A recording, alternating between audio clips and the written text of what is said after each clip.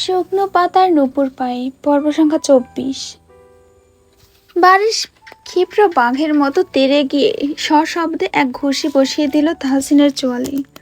You fucking idiot, আমাকে বাধা দেওয়ার সাহস কোথায় পাস তুই? ধাক্কা সামলে সোজা হয়ে দাঁড়ালো তাহসিন। চোয়ালের যন্ত্রণা চেপে রেখে বারিশকে বোঝানোর তীব্র চেষ্টা নিয়ে বলল, ও আপনার নিজের ভাইয়ের ছেলে বারিশ, আর ওকে এখন গুলি করলে সোজা খুনের মামলা আসবে আপনার নামে। তাছাড়া আপনারা দুজন এখন আহত। ঝিলমিলের চিকিৎসা আর ওকে বাড়ি নিয়ে ফেরাটা এই মুহূর্তে সব থেকে বেশি দরকার। ঝিলমিল নামটা কানে পৌঁছানো মাত্রই ক্ষণিকের জন্য শান্ত হলো বারিশ। পেছনে তাকালো সে। ঝিলমিল তখনও আতঙ্কে হিম হয়ে এক কোণে দাঁড়িয়ে আছে। বুকটা দ্রুত গতিতে ওঠানামা করছে এখনো। বারিশ রিভলভার নামিয়ে চটজলদি তার কাছে এগিয়ে গেল। কাছে আসতে ও খেয়াল করলো ঝিলমিলের মাথা আর ঠোঁটের কোণে জমাট বাঁধা রক্তের কালচে দাগ। বারিশ ধীরে সুস্থে এগিয়ে গিয়ে নিজের বুড়ো আঙুলের নরম ছোঁয়ায় ঝিলমিলের ঠোঁট বেয়ে পড়া রক্তটুকু আলতো করে মুছে দিল। ঝিলমিল নিষ্প্রাণ চোখে বারিশের দিকে তাকিয়ে আছে। হঠাৎ তার নজর গেল বারিশের কপালের দিকে। সেখান থেকে রক্ত গড়িয়ে পড়ছে কানের পাশ দিয়ে। ঝিলমিল যন্ত্রের মতো হাত বাড়িয়ে নিজের ওড়নার ছেঁড়া অংশ দিয়ে বারিশের কপালের ক্ষত স্থানটা শক্ত করে বেঁধে দিল। তাহসিন ততক্ষণে মেহেরাজকে ফোন করে ডেকে পাঠিয়েছে। সেখান থেকে দ্রুত হাসপাতালে যাচ্ছে তারা। চলন্ত গাড়িতে মেহেরাজ স্টিয়ারিং হুইল শক্ত করে ধরে আছে। তার পাশে সামনের সিটে বসে আছে তাহসিন, আর পেছনের সিটে বারিশ ও ঝিলমিল। ঝিলমিল বারিশের বুকে মাথা রেখে অঘরে ঘুমাচ্ছে। গাড়ি চালানোর মাঝেই খুব গজগজ করছে মেহেরাজ। জারিফকে আমি ছাড়বো না। ওর এত বড় স্পর্ধা হয় কি করে? তুই ওকে মেরে শেষ করে দিলি না কেন বারিশ? নিজের ভাইয়ের ছেলে বলে ছাড় দিলি। ঝিলমিলও তো আমার ভাইয়ের মেয়ে। জারিফের বিরুদ্ধে যত দূর যেতে হয় আমি যাব। তখন থেকে মেহেরাজের ক্ষোভ উগরে পড়ছে মুখে। তবে বারিশ বা তাহসিন কারোর মুখে কোনো জবাব নেই। পেছনের সিটে থাকা বারিশের স্লিভলেস কালো টি শার্ট আঁকড়ে ধরে ঝিলমিল একটু পরপর শিউরে উঠছে। মারাত্মক কোনো দুঃস্বপ্ন যেন তাড়া করে ফিরছে তাকে। বারিশ কেবল এক হাতে ওকে নিজের বুকের সাথে আরো নিবিড়ভাবে আগলে নিচ্ছে, যেন দুনিয়ার কোনো আঁচ তার উপর না পড়ে। হঠাৎ করে আতঙ্কে চমকে উঠে মৃদু আওয়াজে চিৎকার করে উঠল ঝিলমিল। ধরফর করে সজাগ হয়ে সে চোখ মেরে তাকাতেই সামনে দেখলো বারিশের সে চেনা রূপ। চোখের হ্যাজেল রঙের মণি দুটো উদ্বেগে সামান্য বড় হয়ে আছে। ঝিলমিলকে সামলে নিয়ে নিচু স্বরে বারিশ শুধালো, কি হয়েছে? ঝিলমিল বাঁধ ভাঙা কান্নায় আবার নতুন করে উপচে পড়ল। ঠোঁট ফুলিয়ে ফেঁপে ওঠা কণ্ঠে বলল, ওরা ওরা বারিশ থামিয়ে দিল তাকে। হাত বাড়িয়ে ঝিলমিলের ভেজা গাল দুটো ছুঁয়ে বলল, কিচ্ছু করেনি ওরা। ওইসব নোংরা স্মৃতি মন থেকে ঝেড়ে ফেলো। দেখো, তুমি এখন আমার বুকে আছো। আপনি না এলে আমি আসতাম। পৃথিবী উল্টে গেলেও আমি আসতাম। না এলে বলতে কোনো শব্দ আমার অভিধানে নেই। আপনি এতটা আঘাত পেলেন কিভাবে? বারিশ একবার সামনে থাকা তাহসিনের দিকে তাকালো, বলল, যাবার সময় অ্যাক্সিডেন্ট হয়েছিল। ঝিলমিল কিছুক্ষণ নিস্তব্ধ চোখে তাকিয়ে থাকলো মানুষটার দিকে। এই মুহূর্তে আর কোনো কথা বলতে ইচ্ছে করছে না ওর। স্বামীর টি শার্টটা ভালোভাবে চেপে ধরে আবারও চোখ বন্ধ করে ফেলল। মেহেরাজ এখনো ক্ষোভ ছাড়তে ব্যস্ত। সেগুলো দাঁতে দাঁত চেপে শুনছে তাহসিন। গতরাতে হসপিটাল থেকে সকালে বাসায় ফিরেছে দুজনে। ঝিলমিলকে মেহেরাজ চৌধুরী ভিলাতে নিয়ে যেতে চাইলে বারিশ রাজি হয়নি। ঝিলমিল মানসিক আর শারীরিকভাবে পুরোপুরি ট্রমাটাইজ হয়ে পড়েছে। বিছানার এক কোণে চুপচাপ জড়সড় হয়ে বসে আছে সে এখন। মন থেকে কিছুতেই মুছতে পারছে না গত রাতের সেই বিভীষিকাময় মুহূর্তগুলো। সময় মতো যদি বারিশ না পৌঁছাতো, যদি কয়েকটা মিনিট দেরি হয়ে যেত, এই একটা চিন্তা ওর মাথার রগগুলোকে যেন ছিঁড়ে ফেলতে চাইছে। মেয়েরা দুনিয়ার সমস্ত ঝড়ের মুখোমুখি দাঁড়িয়ে শক্ত থাকতে পারলেও নিজের আত্মসম্মান আর ইজ্জতের জায়গায় এসে তারা বড্ড অসহায় আর বড্ড ভঙ্গুর। ঝিলমিল চোখ বুঝতেই যেন স্পষ্ট শুনতে পাচ্ছে নিজের জামা ছেঁড়ার সে পৈশাচিক শব্দটা, জারিফের সে বিষাক্ত স্পর্শ, বন্ধুদের বিকৃত হাসি আর শকুনের মতো চোখগুলো ওর পুরো অস্তিত্বকে দুমড়ে মুচড়ে দিচ্ছে। একটু দেরি হলে যে কি অপূরণীয় ক্ষতি হয়ে যেতে পারত, সেই কুৎসিত ভাবনাটা ওকে মানসিকভাবে তিলে তিলে পিষে মারছে। আমি তোমার সামনে কোন মুখে আসবো? আমার ছেলে যে এমন একটা জঘন্য কাজ করতে পারে তা আমার কল্পনা করতেও ভয় হচ্ছে। ঝিলমিলের দিকে তাকিয়ে বাষ্পরুদ্ধ কণ্ঠে কথাগুলো বললেন শিউলি বেগম। তার চোখ দুটো বেয়ে অনাবরত জল গড়িয়ে পড়ছে। রুমে এখন চঞ্চল শেহরিয়ার, শিউলি বেগম আর বারিশ। বারিশ রুমের এক কোণে কাঠ হয়ে দাঁড়িয়ে আছে, হাত দুটো পকেটে গুজে তীব্র আক্রোশ চেপে রাখার চেষ্টা করছে। হাসপাতাল থেকে বাসায় এসে ঘরদোর তছনছ করে ভাঙচুর শুরু করেছিল বারিশ, আর এর মূল কারণ ছিল ওর মা। সবকিছু জেনেও ঝর্ণা বেগম উল্টো ঝিলমিলকে সবকিছুর জন্য দোষী সাব্যস্ত করছেন। ঝিলমিল নাকি ইচ্ছে করে তার নিষ্পাপ নাতিকে ফাঁসানোর পায়তারা করেছে। অবশ্য তার এই অন্ধবিশ্বাসের পেছনে যথেষ্ট কারণ ছিল। গতকাল রাতে সেই ঘটনার পর জারিফ সোজা হাসপাতালে ভর্তি হয়ে ভিডিও কল দিয়ে দাদিকে ফোন করে কাঁদো কাঁদো গলায় অভিযোগ জানায় ঝিলমিল আর বারিশ মিলে নাকি তাকে এই রক্ত সংক্রান্ত অবস্থায় ফেলেছে। রক্তে ভেসে যাওয়া নাতির এমন জখম অবস্থা দেখে দাদিও অন্ধের মতো নাতির সাজানো মিথ্যাটাই বিশ্বাস করে বসে আছেন। এমনকি আজ সকালেই যখন বাড়ির ঝিলমিলকে নিয়ে বাসায় ঢুকছিল, তখন দরজাতেই দাঁতের দাঁত চেপে ঝর্ণা বেগম গর্জে উঠেছিলেন, এই মেয়েকে আবার এই বাসায় নিয়ে এসেছো কেন তরঙ্গ? আর একটু হলেই তো ও আমার জারিফকে মেরে ফেলতো। মায়ের এমন বিষাক্ত কথা শুনে মেজাজ ধরে রাখতে পারেনি বারিশ। সে নিজের বাবা চঞ্চল শেহরিয়ার দিকে তাকিয়ে চিৎকার করে কাল রাতের সবকিছু খুলে বলেছিল। কিন্তু এত কিছুর পরেও ঝর্ণা বেগমের মনের অন্ধবিশ্বাস বিন্দুমাত্র টলেনি। উল্টো তিনি ঝিলমিলের চরিত্র নিয়ে আঙুল তুলতে থাকেন। ব্যাস, বারিশের ভেতরে যে রূপটা চেপেছিল তা নিমেষেই বের হয়ে আসে। চোখের সামনে যা পেয়েছে, ফুলদানি, কাচের শোপিস, টেবিল, সবকিছু সশব্দে ছুঁড়ে ছুঁড়ে আছাড় মেরে ভেঙে চুরমার করে দিয়েছে।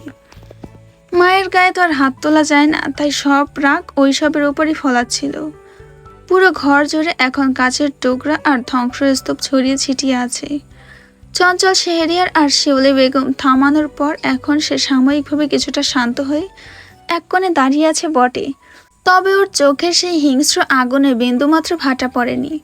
জারিফকে নিজ হাতে উপযুক্ত শাস্তি না দেওয়া পর্যন্ত বারিশের ভেতরে জ্বলতে থাকা এই আক্রোশের আগুন কিছুতেই নিভবে না। ফরহাদ সাহেব আর ঝর্ণা বেগম এখন হসপিটালে জারিফের কাছে। ঝর্ণা বেগম ধারণা করতে পেরেছিল জারিফ কোনো অঘটন করবে, তবে এতটা জঘন্যভাবে করবে সেটা ভাবতেও পারেনি। ফরহাদ সাহেব আপাতত ছেলেকে সুস্থ করে তারপর আইনি ব্যবস্থা নেবে। লাগবে না তার এমন সন্তান। আপনার ছেলের সাহস কি করে হয় আমার মেয়েকে কাজের লোক বানিয়ে রাখার? কোন সাহসে আমার মেয়েকে দিয়ে রান্না করায় সে? আপনি বা এসব কিভাবে হতে দিলেন? দেখেননি আপনি আমি আমার মেয়েকে কিভাবে মানুষ করেছি? কোথায় আমার মেয়ে? ঝিলমিল, ঝিলমিল। ক্যাবা বাঘের মতো বাক্যগুলো ছুড়ে দিলেন চঞ্চল সাহেবের উদ্দেশ্যে। ঝিলমিলকে নিয়ে আসা হয়েছে শুনে চলে এসেছে আলতাফ চৌধুরী, তার সঙ্গে রয়েছে মেহেরাজ, দিঘি, নূরজাহান চৌধুরী, তাহসিন আর ইরানও আছে। ইরান ঝিলমিলের খবর শুনে তার বর্তমান অবস্থা জানতে চৌধুরী বাড়ি এসেছিল, তখন সবার সঙ্গে এখানে চলে এসেছে। দিঘি আর মেহেরাজও খেপে গিয়েছে। ঝিলমিল তো তাদের আদরের ভাইজি, তাকে দিয়ে বাড়ির কোন সাহসে এইসব কাজ করাবে, যেখানে বাড়িতে এতগুলো কাজের লোক আছে? আর ঝিলমিলই বা কেন এসব লুকিয়ে যাচ্ছে? বাবার কণ্ঠ পেয়ে বের হয়ে আসে ঝিলমিল। নিজের পরিবারের সকলকে দেখে কাঁদতে কাঁদতে দৌড়ে এসে বাবাকে জড়িয়ে ধরে। মাথায় এখনো ব্যান্ডেজ করা মেয়েটার। বারিশ গিয়েছিল দুপুরের খাবার কিনতে, মাত্রই এলো, তার কপালেও ব্যান্ডেজ।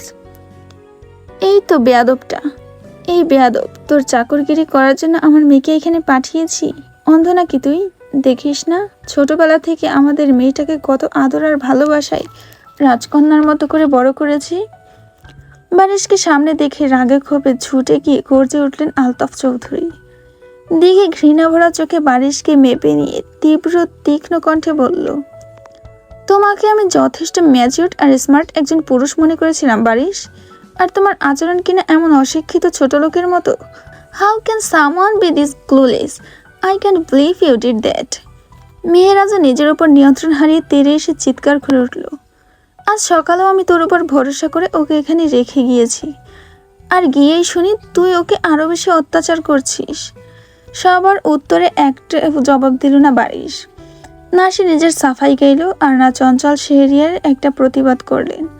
চঞ্চল সাহেব বুক ভাঙা অপরাধ বোধে মাথা নিচু করে দাঁড়িয়ে আছে, আর বারিশের স্থির দৃষ্টি নিষ্পলকভাবে আটকে রইল এক কোণে দাঁড়িয়ে থাকা ঝিলমিলের ফ্যাকাশে হয়ে যাওয়া চেহারার দিকে। নূরজাহান চৌধুরী ঝিলমিলের হাত ধরে বললেন, চলো জাহান, তোমাকে আমরা ভুল মানুষের হাতে তুলে দিয়েছিলাম। নিজের পরিবারের কথা ভেবে এমন একটা অঘটন ঘটিয়ে ফেললাম। চলো, আর থাকতে হবে না তোমার এখানে। আলতাফ সাহেবও মেয়ের আরেকটা হাত চেপে ধরলেন। চল মা, তোকে আমি এমন কারোর হাতে তুলে দেব যে তোকে রাজরানী করে রাখবে। দাদিমা আর বাবার কথায় ঝিলমিল চোখ তুলে তাকালো বারিশের দিকে। বারিশ এতক্ষণ ওর দিকে তাকিয়ে থাকলেও ঝিলমিল তাকাতে হুট করে দৃষ্টি সরিয়ে নিল। সে তো এত বড় ভুল সিদ্ধান্ত নিয়েছিল জারিফের উপর জেদ করে। বারিশকে স্বামী হিসেবে মেনে নেওয়াটা ছিল তার জেদেরই ফসল। কিন্তু এখন সে কী করবে? জারিফ কাল রাতে তাকে যে শিক্ষাটা দিয়েছে সেই কথা ভাবতে গায়ের লোম দাঁড়িয়ে যায়। আর জারিফ যদি সুস্থ হয়ে আবারও এই বাড়িতে ফিরে আসে, না, একই বাড়িতে ওর সাথে আর থাকা সম্ভব না। কি রে জাহান, যাবি না? মেহেরাজ বলল। ঝিলমিল বারিশের দিক থেকে চোখ সরিয়ে চঞ্চল সাহেবের দিকে তাকালো। চঞ্চল সাহেব নিচু স্বরে বললেন, চলে যাও মা, আমি আজ তোমাকে আর আটকাবো না। তোমার বাবার জায়গায় আমি হলে আমিও একই কাজ করতাম। মেয়েটা আবার বারিশের দিকে তাকালো। বারিশ এবার আর দৃষ্টি ফেরালো না, তাকিয়ে রইল ঝিলমিলের দিকে। বেশ কিছুক্ষণ দুজন দুজনের দিকে তাকিয়ে রইল।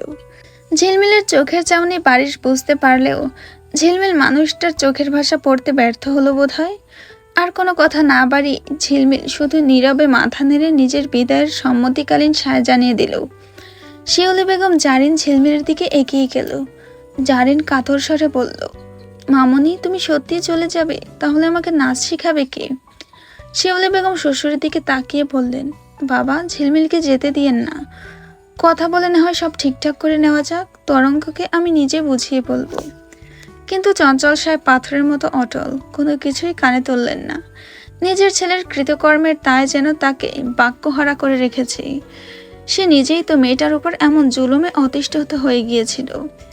অযথাই মেয়েটাকে দিয়ে বাড়ির কাজ করিয়েছে, সকালে নাস্তা বানিয়েছে, কলেজে গিয়েছে, আবার কলেজ থেকে এসে দুবেলার রাখতে হয়েছে। বাকি কাজ তো আছেই, যেখানে এই বাড়িতে প্রতিটা কাজের জন্য একাধিক কাজের লোক রয়েছে। ঝিলমিলকে নিয়ে পা বাড়ালো তার বাবা। বুকের ভেতরটা ঝিলমিলের দূর দূর কাঁপছে।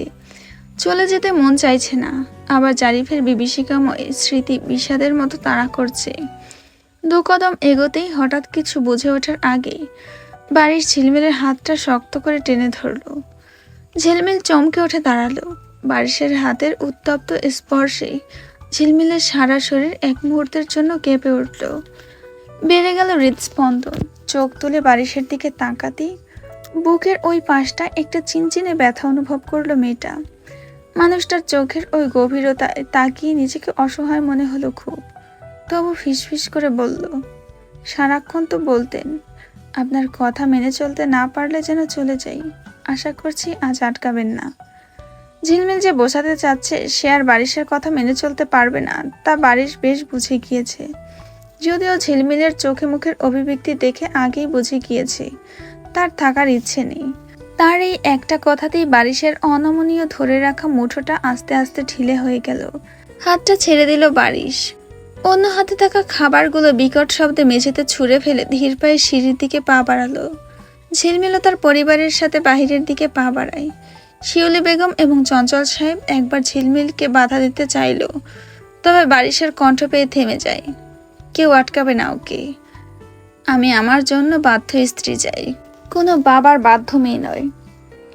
পেছনের দিকে না ঘুরেই বলল বারিশ। বাক্যগুলো কানে আসতেই ঝিলমিলের চলার গতি 1 সেকেন্ডের জন্য থমকে গেল। তবে সেও আর পেছন ফিরে চাইল না। পুনরায় বাবার হাত ধরেই হাঁটা ধরল। সকলেই চলে গেল। বারিশ রুমে গিয়ে শব্দ করে দরজা আটকে দিল। ঘরের ভেতর পা রাখতেই ওর চোখে ভেসে উঠতে ঝিলমিলের চাহনি আর কথাগুলো। বুকের ভেতর জমতে থাকা প্রচণ্ড ক্ষোভ সইতে না পেরে টেবিলের উপর রাখা কাচের ফুলদানিটা হাতে নিয়ে সজোরে আছাড় মারল দেওয়ালে। বিকট শব্দে ঝনঝন করে ভেঙে ছাতু হয়ে গেল সেটা।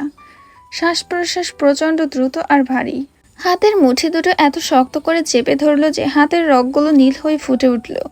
ঝিলমিলের অস্তিত্ব এই ঘরের প্রতিটি কোনায় কোনায় ওর চোখে বিচ্ছে। ড্রেসিং টেবিলের উপরে রাখা ঝিলমিলের ফেলে যাওয়া চিরুনি, লিপস্টিক আর আলমারি ভর্তি জামা কাপড়। উন্মত্তের মতো আলমারিটা হ্যাচকাটানে খুলে ফেললো বারিশ। ঝিলমিলের সাজিয়ে রাখা কুর্তি, টি শার্ট বের করে সে মেঝেতে ছুঁড়ে ফেলতে লাগলো। কোনোটার ওপর পা দিয়ে মারিয়ে দিল, কোনোটা ছিঁড়ে ফেললো অবলীলায়। কিছুদিন আগে ঝিলমিলকে যে ফোনটা কিনে দিয়েছিল সেটাও ভেঙে ফেললো।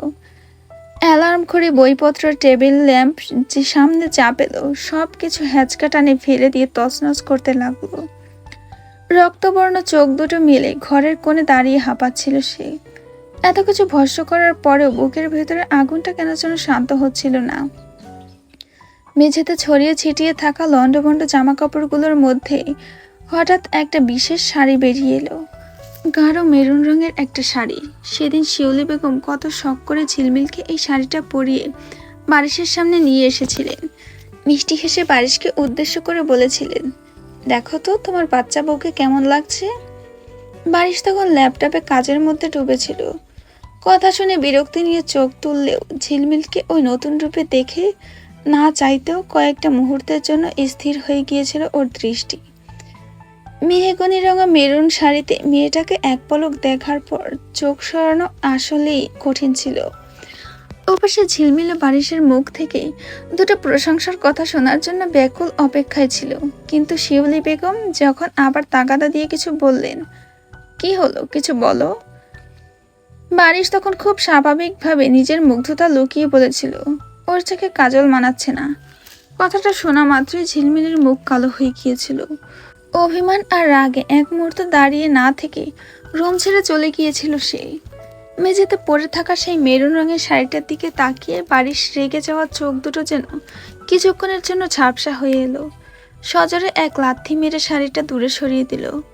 ঘরের তছনছ হওয়া ধ্বংসস্তূপের দিকে আর একবারও না তাকিয়ে রুমের দরজাটা খোলা রেখে ঝড়ের বেগে বাসা থেকে বের হয়ে গেল বারিশ। সারাদিনে আর একবারও বাসায় ফেরেনি সে। জানিস ঝিলমিল, তাহসিন বিবাহিত, ওর একটা বাচ্চা আছে। রাতের খাবার খেতেই ডাইনিং টেবিলে বসতে কথাটি বলে উঠল দিঘি। টেবিলে তখন তাহসিন আর মেহেরাজও খাচ্ছিল। কথাটা শুনে ঝিলমিল যেন আকাশ থেকে পড়ল। অবাক হয়ে বলল, মজা করো না তো ফুপি, একদম ভালো লাগছে না এসব। বিশ্বাস না হলে ওকেই জিজ্ঞেস কর। তাহসিনের দিকে ইশারা করে বলল দিঘি। ঝিলমিল তাহসিনের দিকে তাকিয়ে সোজাসুজি শুধালো, আঙ্কেল সত্যি? তাহসিন খাওয়া থামালো, ধীরে সুস্থে মাথা তুলে শান্ত গলায় বলল, হ্যাঁ। ঝিলমিলের চোখ কপালে ওঠার জোগাড়। এটা কিভাবে সম্ভব ফুপি তো। দেখি তড়িঘড়ি করে ঝিলমিলের হাত চেপে ধরল, চোখের ইশারায় মেহেরাজের দিকে দেখিয়ে ওকে থামিয়ে দিল। ঝিলমিল তৎক্ষণাৎ চুপ হয়ে গেল। তারপর কিছুটা সামলে নিয়ে গলার স্বর বদলে বলল, আচ্ছা তা আগে কেন বলেননি? আপনার ছেলের বয়স কত আর আপনার ওয়াইফ কোথায়, দেখতে কেমন সে? একাধারে এতগুলো প্রশ্ন ছুড়ে দিলেও তাহসিন কেবল একটা শব্দই উচ্চারণ করলো। তার একটা শব্দই পুরো পরিবেশের হাওয়া বদলে দিল, অবৈধ। কে? আমার বাচ্চা। মেহেরাজ আর ঝিলমিল প্রায় একসাথে চিৎকার করে উঠল, হোয়াট? দেখে শরীর যেন নিমেষেই বরফ হয়ে গেল। তাহসিন এতটা জঘন্য, এতটা নীচ, নড়ার মতো শক্তিটুকু হারিয়ে ফেলল সে। মেহেরাজ এই জঘন্য সত্যটা শুনে তাহসিনকে দুটো কড়া কথা শোনাতে যাবে, ঠিক তখনই সেখানে উপস্থিত হলেন আলতাফ চৌধুরী আর নূরজাহান চৌধুরী। কি নিয়ে কথা হচ্ছে এত? হ্যাঁ, আজ আমার ঝিলমিলকে আমি নিজে হাতে খাইয়ে দেব। কত শুকিয়ে গিয়েছে আমার মেয়েটা। আলতাফ সাহেব ঝিলমিলের পাশে বসতে বসতে বললেন, তারপর মেহেরাজের দিকে তাকিয়ে তাগিদ দিলেন, ওই জারিফটার যেন কোনোভাবেই পার না হয়। হাসপাতাল থেকে সুস্থ হয়ে বের হলে ওকে সোজা লকআপে ঢোকানোর ব্যবস্থা করবি। হ্যাঁ, তুমি এইসব নিয়ে একদম ভেবো না। আলতাফ সাহেব প্লেটে ভাত মাখিয়ে যত্নে এক লোকমা ঝিলমিলের দিকে তুলে ধরলেন। ঝিলমিলও আলতো করে মুখ খুলল, কিন্তু ঠিক সেই মুহূর্তেই বুকের ভেতর হঠাৎ মুচড়ে উঠল। এখন তো রাত, দুপুরে শেহরিয়ার বাড়ি থেকে চলে এসেছে সে। সারাদিন নানা ঝামেলার মধ্যে সেই লোকটার কথা খুব একটা মনে পড়েনি, কিন্তু রাত হতেই যেন অতীতগুলো ঘিরে ধরল। প্রতিদিন রাতেই তো সে লোকটাকে খাইয়ে দিত। ঝিলমিল হাত দিয়ে না খাইয়ে দিলে লোকটা তো জেদ করে খেতই না। আজ রাতে কি করছে মানুষটা? অবচেতনভাবেই ভাবছে, লোকটা কি আদৌ রাতে কিছু খেয়েছে নাকি না খেয়ে আছে। কি হলো মা, খাবার মুখে নিচ্ছিস না কেন? বাবার ডাকে চমকে উঠে তার দিকে তাকালো ঝিলমিল। জোর করে খাবারটা মুখে নিল, কিন্তু একবার দুইবার চিবিয়ে গিলে ফেললেই বলল, আর খাবো না বাবা, একদম খিদে নেই। কথাটা বলেই সে টেবিল ছেড়ে উঠে নিজের রুমে চলে গেল। নূরজাহান চৌধুরী একবার তাকালেন ঝিলমিলের যাওয়ার দিকে। ঠোঁটের কোণে হালকা কেমন এক রহস্যময় হাসি ফুটে উঠল তার। পরিবারের সবাই ঝিলমিলের আচরণে অবাক হলেও দিঘি তখনও নিষ্প্রাণ হয়ে বসে আছে। চামচটা খাবারের মধ্যে গেঁথেই সে থম মেরে বসে রইল। কিছুক্ষণ পর সেও টেবিল ছেড়ে নীরবে উঠে চলে গেল। রুমে এসেই দিঘি উন্মতের মতো পেন্সিলে আঁকা স্কেচগুলো ছিঁড়তে শুরু করলো। এগুলো সব তাহসিনের ছবি। কোনোটায় তাহসিনের নিখুঁত দুটো চোখ, কোনোটায় ঠোঁট, আবার কোনোটায় ওর পুরোপুরি অবয়ব। কত রাত জেগে কত আবেগ দিয়ে ছবিগুলো এঁকেছিল সে। কিন্তু আজকের পর এই কোনো স্মৃতি রেখে দেওয়ার আর কোনো মানেই হয় না। সে তাহসিনের প্রেমে পড়েছিল তার ইনোসেন্ট চেহারা দেখে, কিন্তু সে তো তার কল্পনার চেয়েও জঘন্য। সে এই রাতেই বাসা থেকে বের হয়ে গেল। অন্যদিকে ঝিলমিল তার রুমের জানালায় দাঁড়িয়ে, দৃষ্টি তার ঠিক পাশের বাড়ির রুমের জানালাটার দিকে। বারিশের রুম সেটা। পুরো রুমটা অন্ধকারে ডুবে আছে, কিছুই দেখা যাচ্ছে না সেখানে। ঝিলমিলের বুকের ভেতরটা অজানা এক অস্থিরতায় মোচড় দিয়ে উঠল। রাত যতই বাড়ছে, সেই অন্ধকার জানালার দিকে তাকিয়ে ওর নিঃশ্বাস যেন ততই ভারী হয়ে আসছে। গাড়িটা দাঁড়িয়ে আছে এক নির্জন আলো আধারিতে ঘেরা ফ্লাইওভারের ওপর। গাড়ির সামনে হেলান দিয়ে দাঁড়িয়ে আছে বারিশ। রক্তবর্ণ চোখে তাকিয়ে আছে দূরের নিঝুম শহরটার দিকে। পরনে শার্টের ওপরে দুটো বোতাম খোলা, হাতা কোণেই পর্যন্ত গোটানো। বুনো বাতাসের সাথে এলোমেলো চুলগুলো কপালে এসে পড়ছে। ড্রাইভিং সিটের দরজা খোলা, আর ভেতর থেকে খুব ধীরালয়ে বেজে চলেছে একটা হিন্দি গান। হাতে অর্ধেক জ্বলে যাওয়া সিগারেট, ধূসর ধোঁয়াগুলো বাতাসের সাথে মিলিয়ে যাচ্ছে। গাড়ির ড্যাশবোর্ডে ওভাবেই পড়ে আছে ওর সাইলেন্ট হয়ে থাকা ফোনটা। স্ক্রিনে বারবার শিউলি বেগমের কল ভেসে আসছে, আবার নিভে যাচ্ছে, কিন্তু বারিশের সেদিকে কোনো খেয়াল নেই। সিগারেটটা শেষ টান মেরেই সেটাকে পায়ের নিচে পিষে ফেললো বারিশ। ওর মস্তিষ্কে বারবার কাচের মতো বিচ্ছে ঝিলমিলের সেই শীতল কণ্ঠ। আশা করছি আজ আর আটকাবেন না। ঝিলমিলের ঠোঁটের কোণে এক চিলতে কঠিন বরফের মতো ঠান্ডা বিষাক্ত হাসি ফুটে উঠল। অন্ধকারের চোখ দুটো ছোট ছোট করে নিজের আনমনে বলে উঠল, I was alone, I am alone, and I am enough for myself. No one can handle me, no one. ঝিলমিল তো আমাদের বারিশ চাচুকে ছেঁকা দিয়ে বেকা বানিয়ে দিল।